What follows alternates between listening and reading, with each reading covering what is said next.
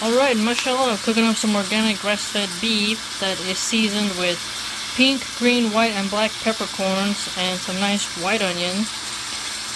We're going to make sloppy joes from this Christian school book, kind of a vintage, niche school book. So I'll show you later what it looks like after we've browned the meat.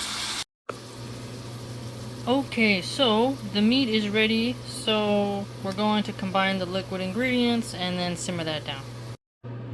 Okay, mashallah, it's done. Had to simmer it for 20 minutes.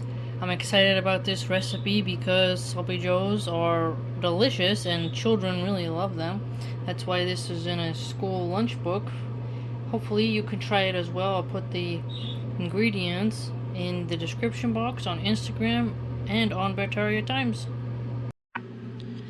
Okay, here they are on the buns. You can also add some cheese if you want, some cheddar cheese.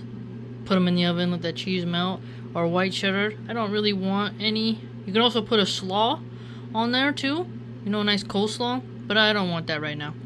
But I just wanted to show you that it's on a brioche bun. Have a good day.